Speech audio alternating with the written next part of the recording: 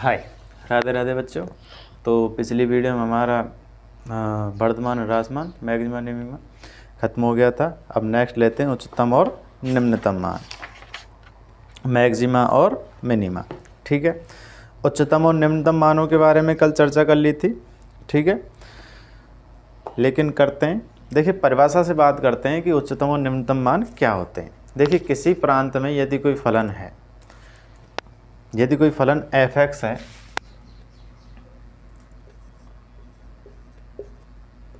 उच्चतम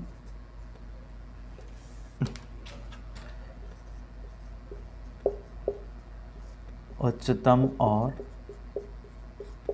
निम्नतम मान। ठीक है, उच्चतम और निम्नतम, मैक्सिमा एंड मिनिमा। ठीक है, देखिए हमने कल बताया था कि आलेखों के बर्तन बिंदुओं की हम चर्चा करते हैं, यानी कि टर्निंग पॉइंट की, कि टर्निंग पॉइंट पर वह बिंदु उच्चतम मान ग्रहण करता है या निम्नतम मान ग्रहण करता है। जैसे ग्राफों से कल हमने चर्चा की थी, इस प्रकार से कोई ग्राफ है, ऐसे है, तो देखिए यदि हम पूरे प्रांत की चर्चा करें यहाँ से लेके यहाँ तक, तो इसमें कई बर्तन बिंदु हैं। बर्तन बिंदु मीन्स इंग्लिश में इसको कहते हैं टर्निंग पॉइंट। ठीक है, जो ये मोड़ हैं इनमें, ये कहीं पे ग्राफ उच्चतम है, कहीं पे निम्नतम है। तो जैसे कि हम बात करें कि यहाँ से यहाँ तक, तो इसमें कई, ये उच्चतम बिंदु है, ये निम्नतम बिंदु है, ये उच्चतम बिंदु है, ये निम्नतम बिंदु है। इस तरह से हम ग्राफ की चर्चा करते हैं, गणितीय रूप में उनको कैसे परिभाषित करते हैं। और देखिए आम जिंदगी में भी कई जगह ये काम आते रहते हैं। तो इस तरह से लेते हैं, परिभाषा की बात कर लेते हैं कि उच्चतम और निम्नतम मानों को हम कैसे परिभाषित कर सकते हैं। देखिए यदि कोई अंतराल है,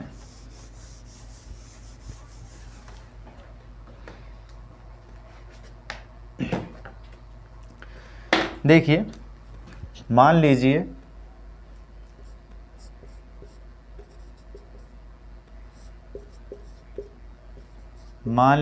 किसी अंतराल I में फलन f(x) विद्यमान है। देखिए अंतरालों की चर्चा करेंगे कि अंतराल में किन किन बिंदुओं पे ये मैक्सिमम होगा और किन बिंदुओं पे ये मिनिमम होगा। ठीक है, किन बिंदुओं पे उच्चतम मान ग्रहण करेगा और किन बिंदुओं पे निम्नतम मान ग्रहण करेगा। देखिए एक अंतराल में कई बिंदु हो सकते हैं जिन पे उच्चतम मान हो सकता है और निम्नतम मान हो सकता है, लेकिन ज़्यादातर फिलहाल अभी शुरुआत है, तो इसमें एक ही उच्चतम और एक ही निम्नतम मान की हम चर्चा करेंगे। तो किसी अंतराल में कोई फलन परिभाषित है। ठीक है, फर्स्ट फलन f का, फलन f का I में उच्चतम मान होगा, उच्चतम मान होगा यदि एक बिंदु C बिंदु कोई अचर है, यानी कि किसी बिंदु पर, उस प्रांत में I है, उसमें कोई भी बिंदु हो सकता है। यदि एक बिंदु C पर, एक बिंदु C का अस्तित्व इस प्रकार है,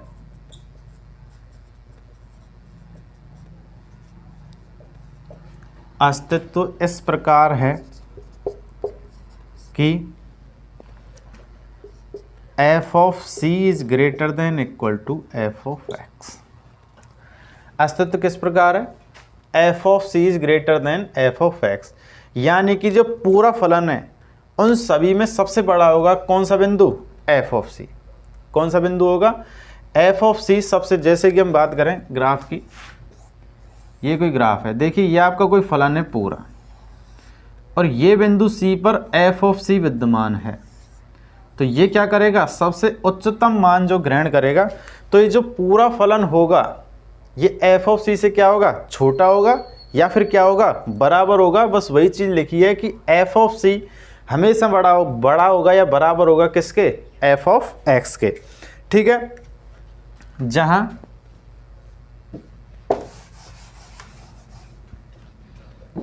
कोई बिंदु C का अस्तित्व इस प्रकार है कि f(c) is greater than equal to f(x). For always X is belongs to I. जहाँ एक्स है वो किस में बिलोंग कर रहा है, अंतराल हम आई की बात कर रहे हैं तो आई में कर रहा है। तो संख्या एफ ऑफ सी को आई में उच्चतम मान कहते हैं।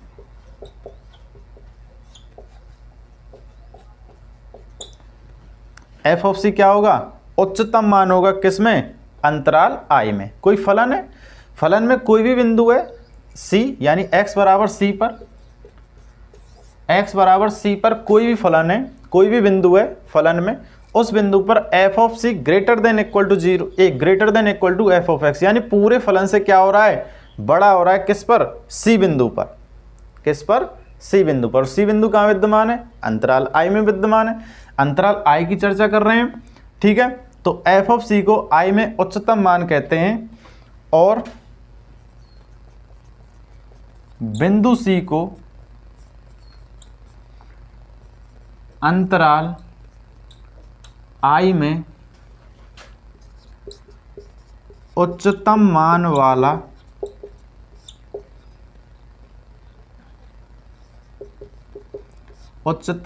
वाला बिंदु कहा जाता है।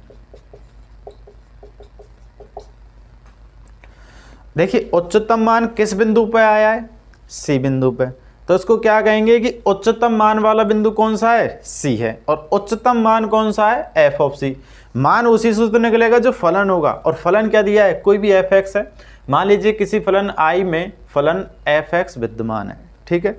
आई में कोई भी फलन विद्यमान है, तो आई में एफ का आई में उच्चतम मान होगा यदि सी का अस्तित्व इस प्रकार है, यानी कोई भी बिंदु का अस्तित्व इसमें इस प्रकार है कि F of C is greater than equal to F of x.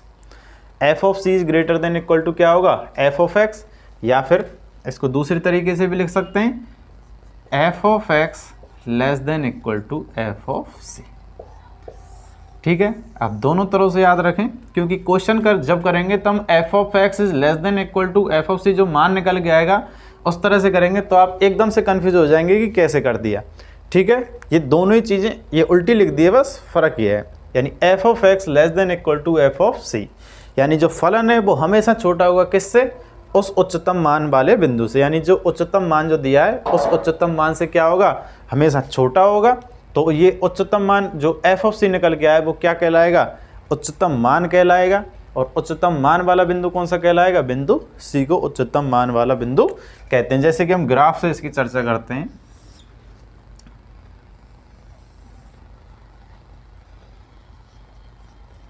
ये क्या है, एफ ऑफ सी। ठीक है, ये एफ ऑफ सी है,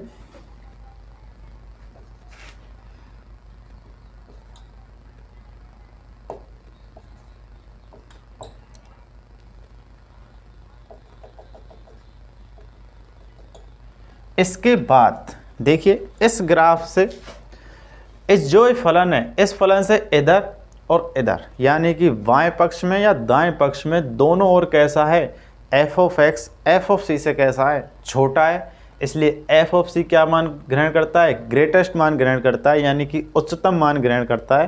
तो एफ ऑफ सी क्या होगा, उच्चतम मान होगा, और सी क्या होगा, उच्चतम मान वाला बिंदु। ठीक है, निम्नतम मान की बात करते हैं। देखिए ग्राफ को हटा सकते हैं, आप नोट भी कर सकते हैं साथ साथ। ठीक है, बी बिंदु, फलन एफ का आई में निम्नतम मान होगा यदि एक बिंदु C का अस्तित्व इस प्रकार है,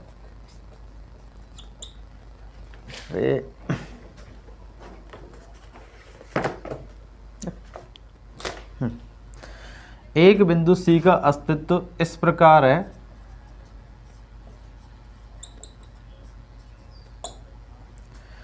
एक बिंदु C का अस्तित्व इस प्रकार है कि F of C is less than equal to F of x. देखिए निम्नतम मान ग्रहण करेगा तो एफ ऑफ सी हमेशा क्या होगा, उस फलन से छोटा होगा। उस फलन से क्या होगा, ऑलवेज छोटा होगा, हमेशा छोटा होगा। किससे, एफ ऑफ एक्स। यानी जो फलन दिया है उस फलन से जो हम बिंदु निकालेंगे, कोई भी बिंदु इस प्रकार विद्यमान होगा कि एफ ऑफ सी हमेशा क्या होगा, छोटा होगा। यानी कि जो मान निकल के आएगा एफ ऑफ सी पर वो हमेशा किस छोटा होगा, एफ ऑफ एक्स से छोटा होगा। या फिर हम इसको इस प्रकार भी लिख सकते हैं जैसे उसमें लिखा था, यानी कि F of x greater than equal to F of C. ठीक है, क्वेश्चन में इस प्रकार से करेंगे, क्वेश्चन करेंगे जब F of x greater than equal to F of C होगा। ठीक है, तो एफ ऑफ सी को आई में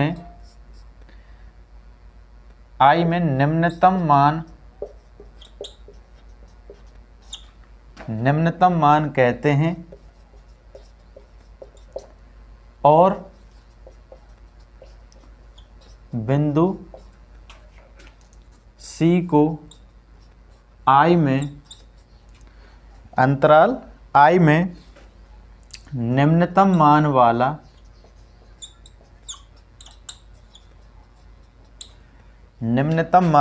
बिंदु,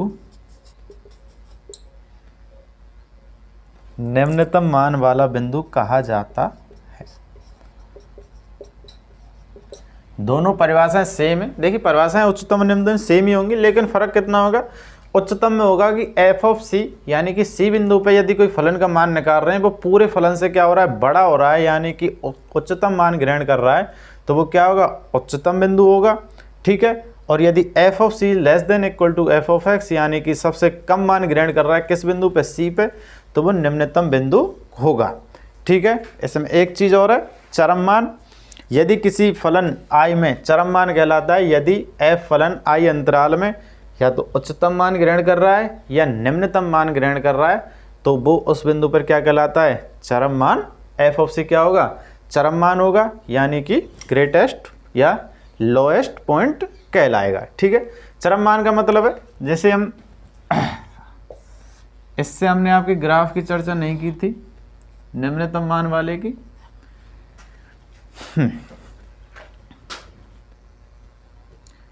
ये क्या है, एफ ऑफ सी। ठीक है, तो इसके आसपास के बिंदु क्या हैं, इससे बड़े हैं। निम्नतम मान की अगर हम बात करें, निम्नतम मान की बात करें तो निम्नतम मान वाला बिंदु कौन सा होगा, ये, और इसके आसपास के जितने बिंदु फिर इसके बाद सभी क्या हैं, ज़्यादा हैं। निम्नतम मान क्या है, वो सॉरी उसके बाद फलन का मान क्या है, ज़्यादा है सभी, लेकिन सबसे कम मान किसका है, एफ ऑफ सी का। तो सबसे कम मान एफ ऑफ सी का है, तो ये क्या होगा, निम्नतम मान या निम्नतम मान होगा, और सी बिंदु क्या होगा, निम्नतम मान वाला बिंदु होगा। ठीक है, चरम मान की बात करें तो चरम मान ही होते हैं, यानी कि ग्रेटेस्ट और लोएस्ट पॉइंट। जैसे ये कोई फलन है, ठीक है, ये इस बिंदु पे क्या है, चरम मान ग्रहण कर रहा है, यानी इसके बाद ये फलन क्या हो रहा है, या तो बढ़ रहा है या घट रहा है। इसके बाद ये लोएस्ट पॉइंट है, तो इसके बाद पहले घट रहा था, फिर इसके बाद क्या हो रहा है, बढ़ रहा है, यानी कि ना तो इससे कम होगा ग्राफ और ना इससे ज़्यादा होगा, तो ये क्या होगा, चरम बिंदु कहलाएंगे। तो इन्हीं मानों को हम क्या कहते हैं, चरम मान भी कहते हैं। ठीक है, जैसे एक एग्जाम्पल से चर्चा करते हैं।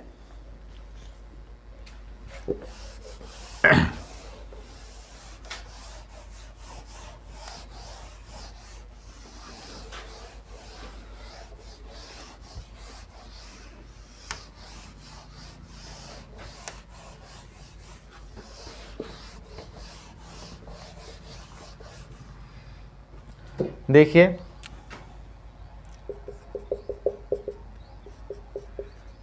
एफ एक्स बराबर एक्स स्क्वायर। ठीक है, उच्चतम या निम्नतम मान हो तो कोई ज्ञात कीजिए। देखिए यदि हम एफ एक्स के ग्राफ की बात करें,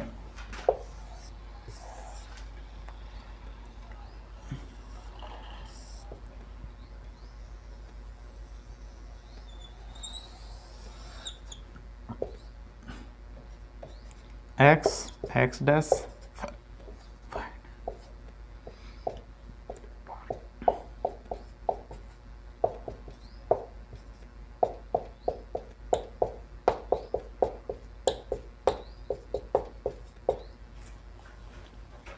इस तरह से एक्स स्क्वायर का ग्राफ है, कई बार बनाया है, आप जानते हैं। देखिए एक्स स्क्वायर के ग्राफ की हम चर्चा करते हैं तो ये एफ ऑफ ज़ीरो पे क्या होगा, ये 0, यानी x बराबर 0 पर ये फलन का मान क्या होगा, 0 होगा। और यही क्या है, सबसे इसका निम्नतम बिंदु है। ये बिंदु क्या है, निम्नतम बिंदु है। यदि हम उच्चतम बिंदु की बात करें तो उच्चतम बिंदु को हम निर्धारित नहीं कर सकते, ये इन्फिनाइट की ओर जाते हैं।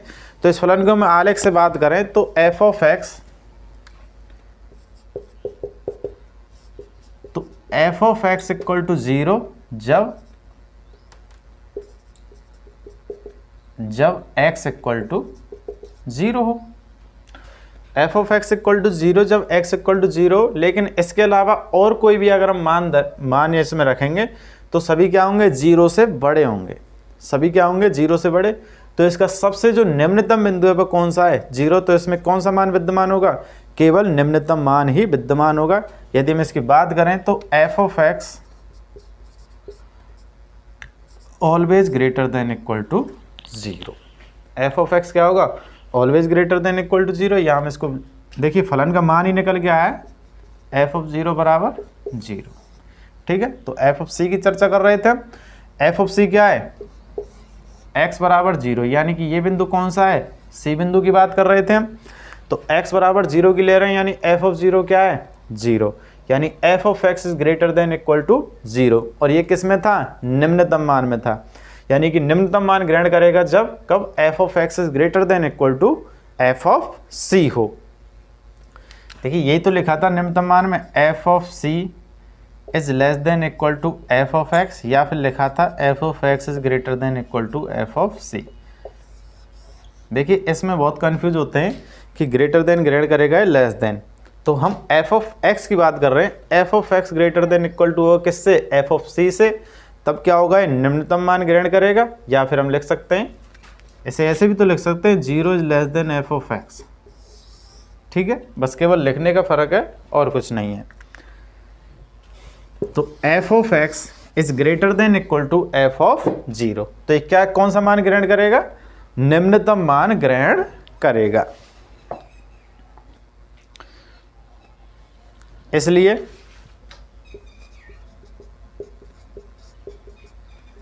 f का निम्नतम मान 0 है और निम्नतम मान वाला बिंदु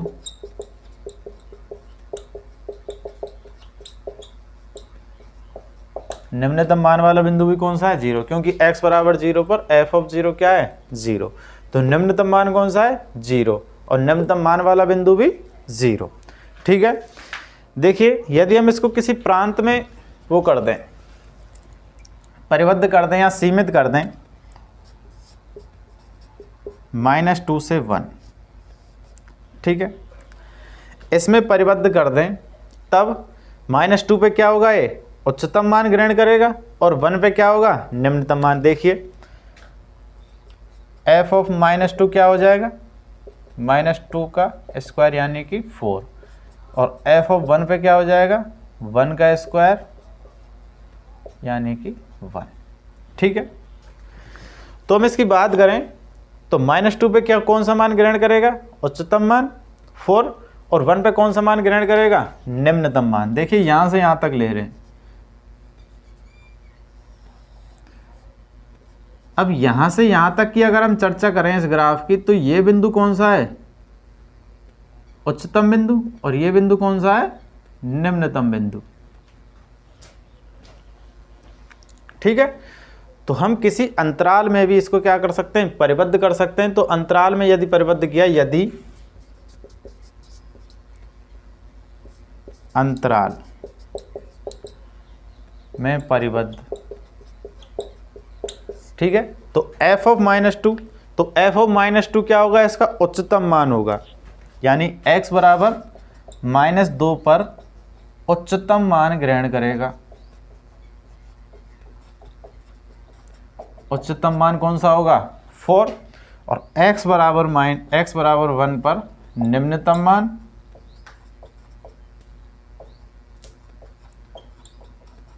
यानी कि 1। ठीक है, तो इस तरह से भी कर सकते हैं। अंतराल में यदि परिबद्ध करें, एक और एग्जाम्पल है f(x) बराबर mod x, उसको भी करते हैं।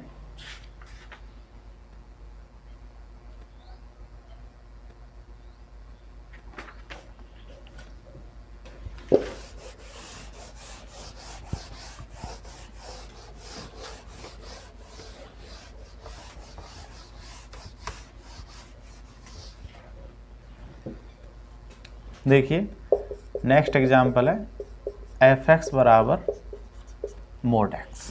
ठीक है, यदि हम देखिए mod ऑफ x के ग्राफ की आपने चर्चा की थी हमने कई बार, और ये बनाया भी है mod ऑफ x का ग्राफ।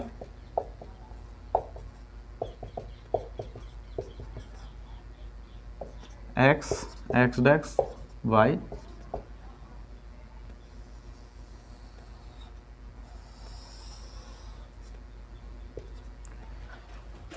इस तरह से होता है। यदि हम इसके आलेख की बात करें, इसके ग्राफ की बात करें,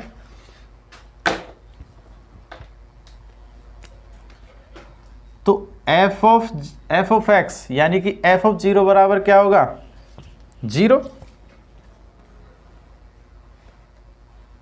यानी कि सॉल्व करते हैं। देखिए जो फलन है f of x is greater than equal to क्या होगा, हमेशा 0 से बड़ा होगा इस ग्राफ में।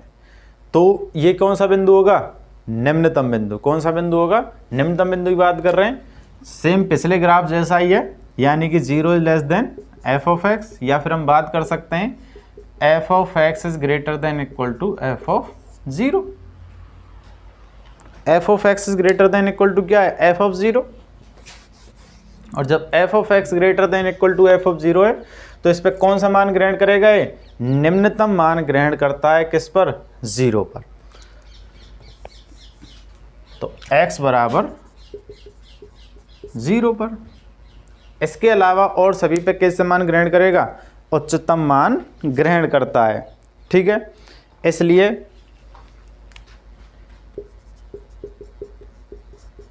इसलिए f का निम्नतम मान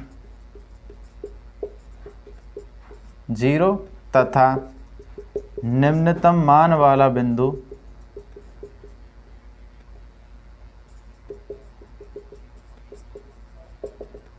जीरो।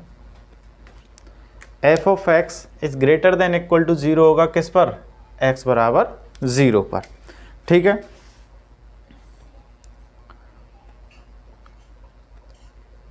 और इस ग्राफ से स्पष्ट है कि इसमें कोई भी उच्चतम मान नहीं है। ठीक है, यदि इसको भी हम किसी प्रांत में परिबद्ध करें,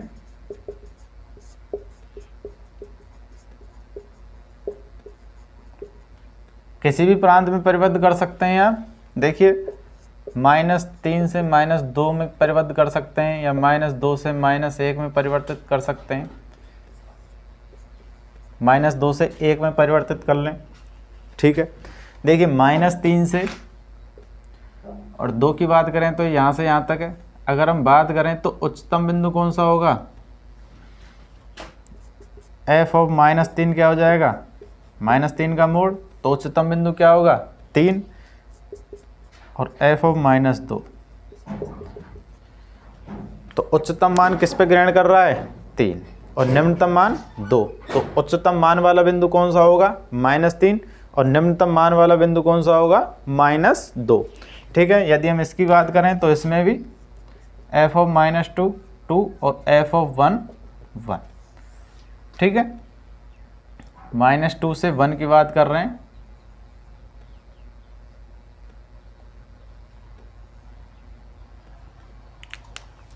ठीक है, देखिए इसमें नेक्स्ट आता है आपका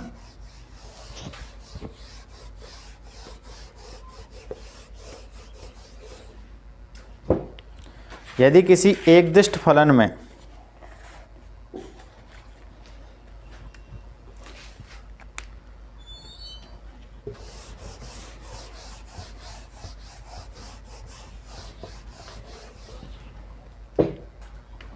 देखिए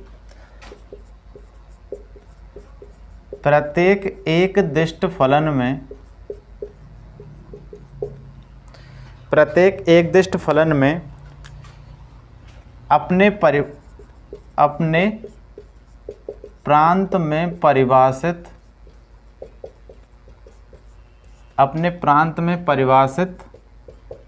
अंत्य बिंदुओं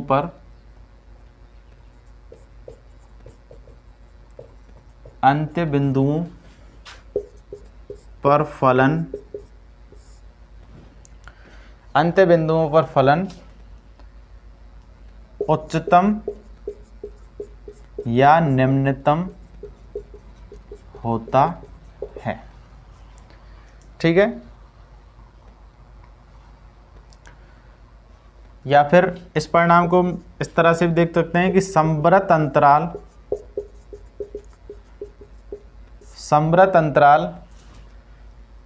पर प्रत्येक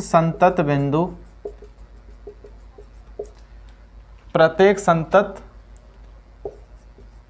फलन पर उच्चतम और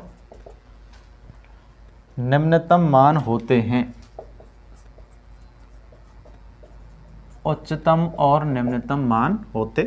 देखिए एकदिष्ट फलन की बात कर रहा है। एकदिष्ट फलन या तो एकदिष्ट वर्धमान फलन है या एकदिष्ट ह्रासमान फलन है, उस फलन की बात कर रहे हैं। अब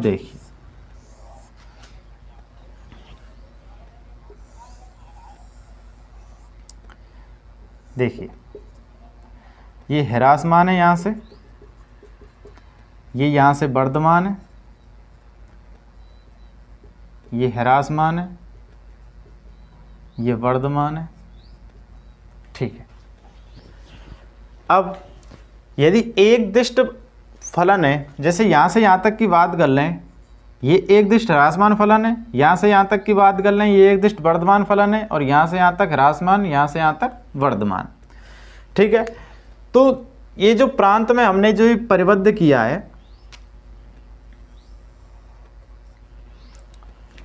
कि या तो वो फलन एकदिष्ट ह्रासमान फलन है या एकदिष्ट वर्धमान फलन है। ठीक है, कोई सा भी फलन हो सकता है। यदि वो अपने प्रांत में परिभाषित है तो अपने अंत बिंदु, जो अंतिम बिंदु हैं, जैसे हमने बात की थी -2 और -1 की। ठीक है, इस तरह से कोई फलन जो ग्राफ लिया था हमने x² और जो ग्राफ लिया था मोड ऑफ x, उसकी बात कर रहे हैं हम।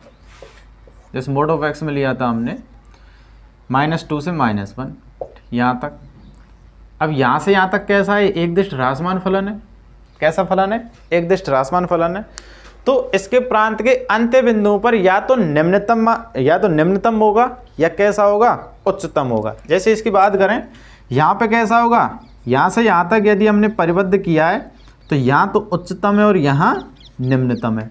तो यहाँ से यहाँ तक यदि हमने प्रांत को क्या किया, परिबद्ध किया है, तो या तो उच्चतम मान ग्रहण करता है किसी बिंदु पर या निम्नतम मान ग्रहण करता है। इसी की बात कर रहे हैं कि प्रत्येक एकदिष्ट फलन में फलन अपने प्रांत में परिभाषित अंत्य बिंदुओं पर फलन उच्चतम और निम्नतम होता है।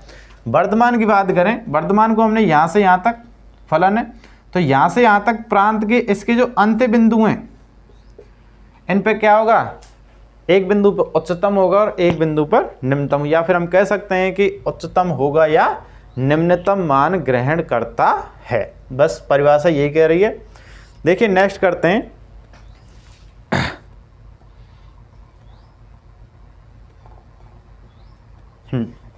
अब अवकलज का प्रयोग कैसे होता है, अवकलज से हम कैसे निकाल सकते हैं।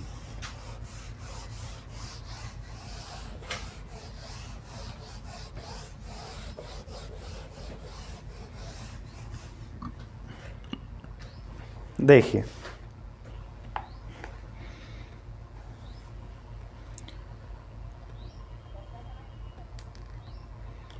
अब बात करते हैं स्थानीय उच्चतम और स्थानीय निम्नतम मान की। ठीक है, जो कि हम अवकलज से परिभाषित करेंगे। स्थानीय उच्चतम और स्थानीय निम्नतम को हम नेक्स्ट वीडियो में लेते हैं, थोड़ी सी टाइम की कमी है। ठीक है, नेक्स्ट आपके स्थानीय उच्चतम और स्थानीय निम्नतम को करने के बाद आपको कंप्लीट dy/dx और d2y/dx यानी डबल अवकलज से हम किस प्रकार इसको निकाल सकते हैं वो भी करेंगे, और आपके कुछ क्वेश्चंस को भी कंप्लीट करेंगे। ठीक है, तो हमारे इस चैनल को लाइक करें, शेयर करें, सब्सक्राइब करें, कमेंट करें। राधे राधे बच्चों।